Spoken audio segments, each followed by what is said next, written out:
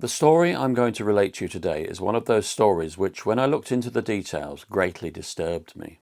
Perhaps there are some of you out there that think, because of the nature of the cases I deal with on this channel, I'm immune to that kind of thing. But I can assure you the complete reverse is the case. It never ceases to amaze me the depths of depravity that people will sink to, or the lengths that some people will go to protest their innocence or cover up the crimes they've committed. This is the story of a young mother of two, Lynsey Quy, who had her whole life ahead of her. But it's also the story of her husband, Mitchell Quy. The details are quite harrowing, but bear with me and I'll lead you through them as gently as I can.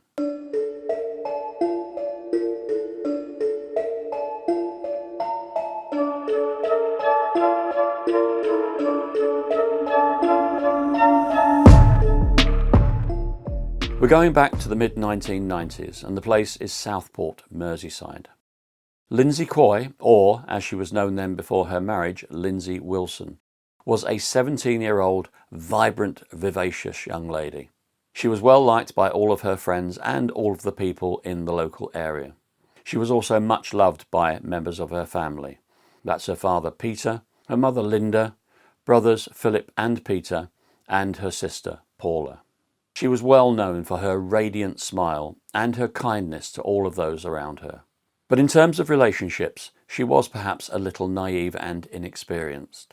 She had her first real relationship at 17, her first real boyfriend, and unfortunately this resulted in her becoming pregnant. To begin with, they tried to make a go of it. They even got engaged. But sadly, as is sometimes the case with young relationships, certainly involving pregnancy, things didn't work out and they separated when Lynsey was 5 months pregnant. This left her to face motherhood alone. Not long after this, she met a chap called Mitchell Quy. He was 3 years her senior and worked as a croupier in a local casino. As soon as Lynsey met him, she fell under his spell. He was always smiling and he was extremely charismatic. He showered her with gifts of flowers and cards, and she was completely smitten with him. And it would seem he with her. Pretty soon the two were inseparable. They became engaged, and despite some misgivings from Lynsey's family, only 5 weeks after they'd met, they were married. Lynsey's family attended the wedding, but on Mitchell's side there was only one person, that was his younger brother, Elliot. Lynsey's father, Peter, would later relate that even on that day, things ended in a terrible argument. Was this a precursor to what was to come? In August of 1995, Mitchell and Lynsey moved into their first flat together in Boundary Street, Southport. It was a small place, but it was theirs.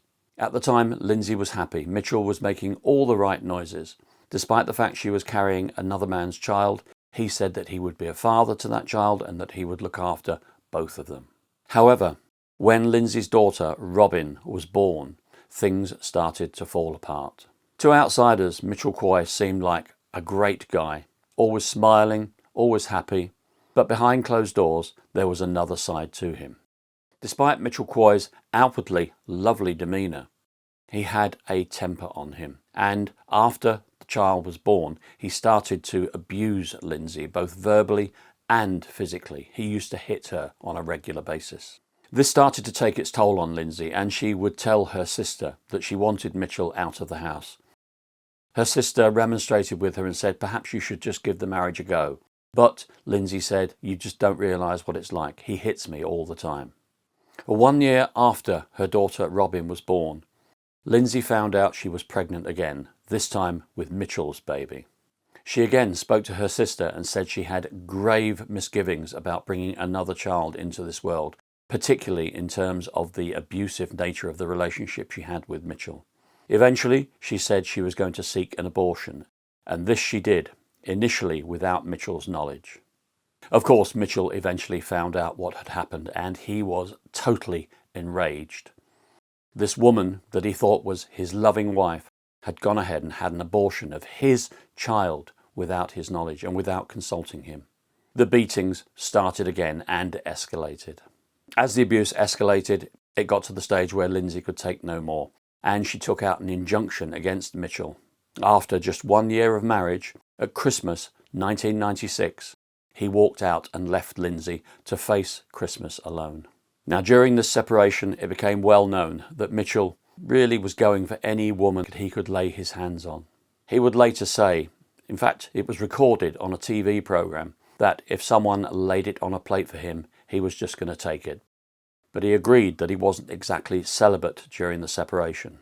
Now, this became a source of embarrassment for Lynsey, and she used to confide in her sister it was difficult for her to go out in town because pretty much every shop or place that she went into, she'd run into someone who allegedly Mitchell had slept with. But despite this, there was something about Mitchell that had put the hook in Lynsey. Maybe it was that spark of danger that she craved, and after a period on her own, they got back together again. Initially, after they got back together, things seemed okay, but the violence was just waiting to start again. In October of 1997, their son Jack was born, but the violence started again and the abuse, both verbal and physical, continued. In early 1998, Lynsey had had enough, and she started to look around for a solicitor who would help her institute divorce proceedings against Mitchell Quy. As the year wore on towards Christmas, she'd kept the lid on this. However, Mitchell eventually found out that she was planning to divorce him, and again he was enraged.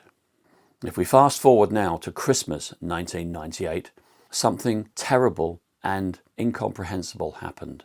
Lynsey apparently went missing. The way that Mitchell would tell it was that she'd come home on Christmas Eve, shall we say worse for wear for drink, and gone to bed. She then got up the following day on Christmas Day, had a shower, packed a few things, and then just left. She left on Christmas Day, according to him, leaving him to look after the two children. She just walked out on her two beloved children. It's hard to believe, isn't it? But that's the story that Mitchell Quy was sticking to. But what happened after this is equally unbelievable. Mitchell Quy didn't tell anyone. He didn't report Lynsey missing. He didn't tell Lynsey's family that she'd walked out. In fact, he told no one to begin with. It would take over 50 days until February the following year for Lynsey to be reported missing. But she wasn't reported missing by Mitchell, nor his family. She was reported missing by a concerned social worker. Of course, when she was reported missing, the police got involved and started to look into the circumstances. Mitchell Quy story remained that she had walked out on Christmas Day. He believed that she'd run off with another man, and that was the story that he was now telling everyone. He even went to the extent of saying that he'd spotted Lynsey a couple of times, once in a market where she was no more than a couple of arms' lengths from him, and a couple of other times he saw her as a passenger in a black Mercedes, although he wasn't able to identify the man driving. He just assumed it was the man she'd run off with. Naturally, as in any sudden disappearance, the police were suspicious and they wanted to get to the bottom of what had happened to Lynsey. The investigation was led by a senior officer, Detective Superintendent Jeff Sloan of Merseyside Police. Right from the very beginning, he would later say that he had his suspicions about Mitchell Quy and what had happened to Lynsey. But he could prove nothing. The police searched through the Quys' house and no physical evidence was found. But they initiated a search for Lynsey, despite the fact that Mitchell Quy maintained she'd run off with another man. Police searched the locality. They even went to the extent of digging up Mitchell Quy' garden to see if foul play had been done. As you might expect, Lynsey's family were beside themselves. They also organised family searches, and they went to the extent of wading through water and muddy fields looking for any evidence of Lynsey's whereabouts. But the police searches and the family searches turned up nothing, and Mitchell Quy stuck to his guns. All through this episode, Mitchell Quy put himself out as the victim in all this. He said that his wife had left him, literally holding the two children, left to look after them and bring them up alone. But he seemed to court an awful lot of press coverage and TV coverage. He even went to the extent of appearing on the well-known TV show Richard and Judy. Now, they questioned him as to the whereabouts of Lynsey, and he maintained that he thought she was still alive and that she'd run off. He truly said that he didn't believe she was dead and that nothing had happened to her. After this, he even invited a documentary TV crew into his own home and they filmed him looking after his children on a day-to-day basis and interviewed him a number of times regarding what had happened to Lynsey. They even asked him directly if he'd had a hand in her demise. To begin with, he said, of course not, and he'd make flippant remarks like, well, they always suspect the husband. Later on in the TV programme, though, he would say, you'll just have to wait and see. All the time, the police and Lynsey's family were extremely suspicious of him. Detective Superintendent Sloan was particularly suspicious, and he kept on making it known to Mitchell Quy that he thought something had happened to Lynsey and that he was responsible. This caused Mitchell Quy to start goading him. He even went to the extent of sending him some hair colourant, saying, here, Detective Superintendent, you might be a bit worried and going grey about the case. Detective Superintendent Sloan was an old hand at this, and it was water off a duck's back. But he found it very cold and calculating that Mitchell Quy would do something like this, and it spoke to his character. As time wore on, Mitchell Quy seemed to shy away now from press coverage and the coverage of the media, and he said he'd had enough of being accused of things which he hadn't done, especially by the police, and he even sought legal advice with a view to suing Merseyside police for harassment or false allegations. But this never came to fruition. He stuck to his story that he had sighted Lynsey around the Southport area, both in this suspicious black Mercedes and in the marketplace. However, the last verified sighting of Lynsey was in her local shop where she was well known, and this was on the 15th of December 1988, just prior to her alleged walking out on Christmas Day. Police suspicion continued, but the case against Mitchell Quy was pretty much largely circumstantial. However, Detective Superintendent Sloan decided that enough was enough. The family had suffered enough and something had to break in this case. Previously, during the course of this investigation, when Lynsey first went missing, Mitchell Quy had been arrested and questioned as a matter of course. This was on the 27th of February 1999. At that time, he'd been arrested on suspicion of murder, but this never came to anything. However, he was charged with one offence, and that he admitted to. He'd been signing cheques fraudulently that were in Lynsey's name to claim benefits, which he would later say were his benefits anyway, but he knew that signing her name was wrong. He was convicted on that charge, but that charge alone, nothing to do with her disappearance. And he did some community service. But on this occasion, he was rearrested. On June the 7th, 2000, onlookers near his house were shocked when a police van rolled up. Policemen went in and arrested Mitchell Quy, again on suspicion of murder. This time the police went into his house to perform another thorough search to see if there was any evidence which could point to wrongdoing. Mitchell Quy was taken to local Southport police station, where he then underwent 48 hours of gruelling interrogation. As I said, the case was circumstantial, but Detective Superintendent Sloan knew he had his man, and he wasn't prepared to let him off the hook. So the questioning went on and on and on, and over a period of 48 hours, they gradually wore Mitchell Quy down. And this bore fruit. Towards the end of the questioning period, Mitchell Quy broke. He confessed to the fact that he had killed Lynsey and disposed of her body, but the details which were yet to come were astounding. Police would later say that despite him clamming up during their initial questioning of him, this time when he started to talk they couldn't stop him. He admitted that he'd killed Lynsey on the 16th of December 1998. His motive was that he'd found out about the fact she'd consulted solicitors with a view of instituting divorce proceedings, and he had completely lost his temper. In his own words, he had just lost it and flipped. What had happened was he had grabbed hold of Lynsey in her own living room, thrown her to the floor, and then strangled her to death over a period of around 20 minutes.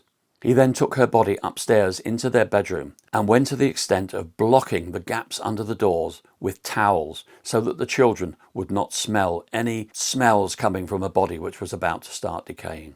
But what happened after this is utterly gruesome. Mitchell Quy contacted his younger brother, Elliot, who was a butcher, and he enlisted his help. Elliot doted on his elder brother and would do anything for him, and this became apparent.